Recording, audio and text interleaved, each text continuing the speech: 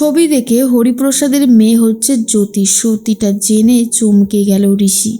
সম্পূর্ণ জানতে ভিডিওটিতে একটি লাইক করে দেখতে থাকো। গল্পের শুরুতেই দেখা যায় ঋষিকে ছাড়ানোর জন্য মরিয়া হয়ে উঠেছে উজি। আর এর মধ্যেই হুজুর যখন রায় ঘোষণা করতে যাবে সব কিছু ঠিক সেই মুহূর্তে চলে এসেছে উজি ওরফে জ্যোতি। উজি এসে বলে, ইওর অনার, অনেক বড়ই একটা খারাপ জিনিস ঘটেছে ঋষিবাবুর সাথে, কিন্তু ঋষিবাবু নির্দোষ, আমি এখনো বলছি। এরপরে হুজুর বলে, কে আপনি, এইভাবে কথা বলছেন? তখনই জ্যোতি নিজের পরিচয় দেয় আর বলে, আমি হলাম জ্যোতি, ঋষিবাবুর স্ত্রী। আমি সেই পাবের একজন বয়স্ক ওয়েটারকে কাঠগড়ায় ডাকতে চাই। সে সবটা সেদিন নিজের চোখে দেখেছিল আর তারপরে ভিডিও করে রেখেছিল। সেই করা ভিডিওটা এখনও ওনার কাছে ছিল, তাই আমি ওই ভিডিওটা জোগাড় করেছি।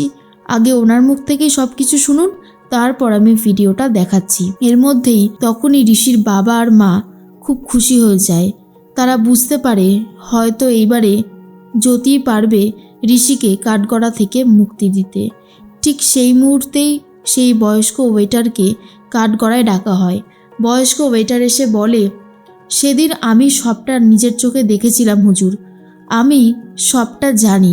পুলিশ আমার সেই সময় আমার কোনো কথা শোনেনি, কিন্তু সত্যিটা হলো সেদিন এই ছেলেটি পাবে গিয়েছিল, কিন্তু এই ছেলেটি ওই ছেলেটিকে মারছিল না। ওই ছেলেটার সাথে অন্য ছেলেদের ঝামেলা হচ্ছিল, বরং ঋষিবাবু তো তাকে বাঁচানোর চেষ্টাই করেছিল, কিন্তু ঋষিবাবু সেই গ্লাসটা হাতের থেকে ফেলতে পারে না। তার মধ্যেই কেউ বা কারা ওই বিতান মিত্রকে ধাক্কা মারে। তারপরেই ঋষি ব্যানার্জির হাতে থাকা কাচের বোতলটা ঢুকে যায় বিতান মিত্রের পেটে। এইটাই ঘটেছিল সেদিনকার। তখনই উজি বলে, হ্যাঁ ইওর অনার, একদম ঠিক কথা। আসলে ঋষিবাবুর মা বাবা বুঝতে পারেনি তখন সবটা, তাই তারা চেয়েছিল নিজের ছেলের এই সমস্ত কুকীর্তি ঢাকা দিতে। তাই সেই মুহূর্তে তারা নিজেদের টাকা, নিজেদের ক্ষমতাকে ব্যবহার করেছিল, কিন্তু অ্যাকচুয়ালি ঋষি ব্যানার্জি কোনো দোষ করেইনি। পুরো ভিডিওটা দেখলে আপনি জানতে পারবেন।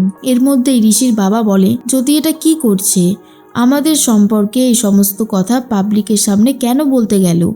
ঠিক সেই কথাটাই ঐশী আর কাকিমণিও বলতে শুরু করে।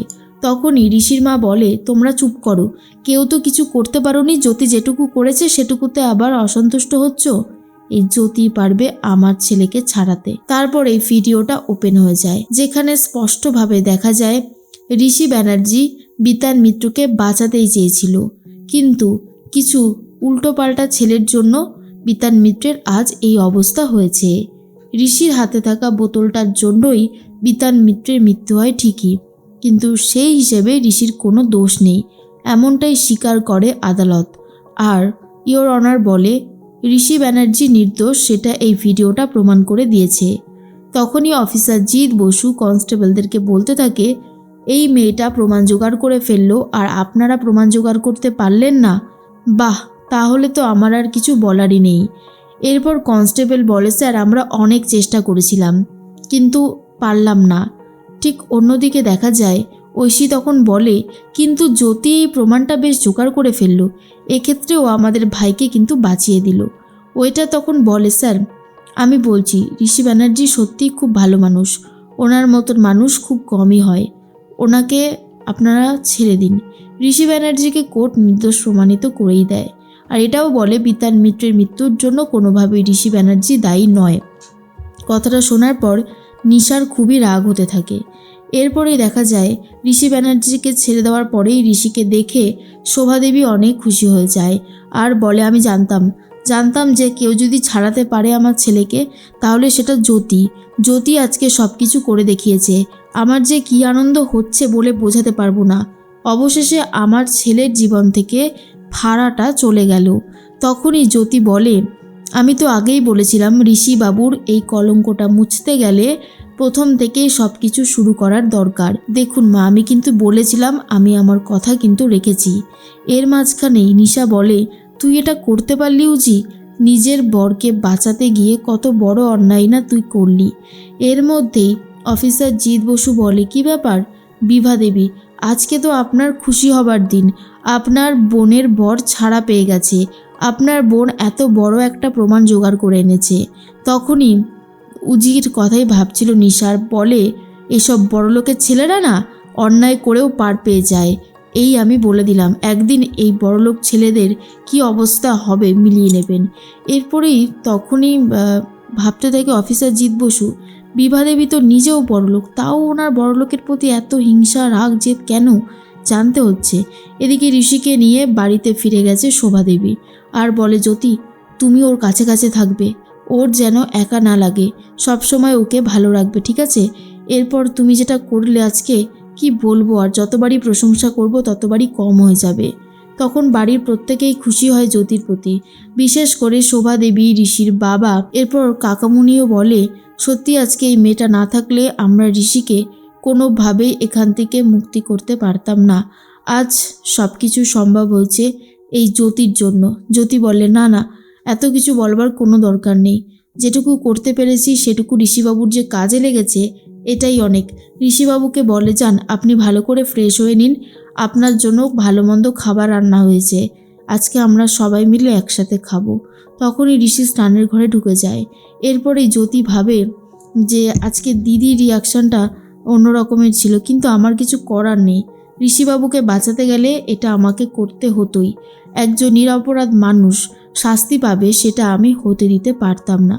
তার মধ্যেই খেয়া এসে বলে বৌমনি এই একটা বক্স এসেছে, বারবার বলছিল ঋষি ব্যানার্জি যেন খোলে, ঋষি ব্যানার্জি যেন প্রথম দেখে, দেখো তো এর মধ্যে কি এসেছে। তখনই খেয়ার কথা শুনে তখন ঋষির জন্য অপেক্ষা করতে শুরু করে উজি, কিন্তু ঋষির স্নান করতে অনেকটা সময় লেগে যায়। তাই উজি ঠিক করে নিজে নিজেই গিফট খুলে দেখে নেবে, আর গিফট খুলে দেখে নেয় যে তার মধ্যে একটা ফটো ফ্রেম রয়েছে যেখানে হরিপ্রসাদ মিত্রের 2 মেয়ে আর হরিপ্রসাদ মিত্র আর বিতান ছিল। আর এই ছবিটা দেখার পরে নিশার কথাই ভাবতে থাকে উজি যে দিদিকে এই ছবিটা পাঠালো না, দিদি তো এই ছবিটা পাঠালে জানে খুব ভালো মতন যে আমরা ধরা পড়ে যাব, তাহলে এটা কে পাঠালো। এদিকে ঋষি ভাবে হঠাৎ করে কি হয়ে গেল, জ্যোতি আর কোনো সাউন্ড দিচ্ছে না। জ্যোতি চলে যায় দিদির কাছে, অর্থাৎ বিভার কাছে, আর গিয়ে বলে দিদি এসব কি হচ্ছে, কেন হচ্ছে বলতো, আমি কিছু বুঝতে পারছি না। তখন নিশা বলে আমি তো ওটা পাঠাইনি, এটা 100% শিওর, কিন্তু কে পাঠিয়েছে সেটাই তো এখন খোঁজ নিতে হবে, না হলে সে যে যখন তখন যা কিছু ঘটিয়ে ফেলতে পারে। তখন উজি বলে এইসবের পিছনে কে রয়েছে রে দিদি, জানতে আমাকে হবেই, না হলে তো সবসময় সে আমাদেরকে ভয় দেখাতে থাকবে, এটা তো হতে দেওয়া যায় না। তাই উজি ঠিক করে যে ঋষিকে সব দিক থেকে প্রোটেক্ট করবে। আর এর মধ্যেই ঋষি স্নান সেরে এসে হরিপ্রসাদ মিত্রের সেই ছবিটা দেখার পর সব সত্যি জেনে যায়।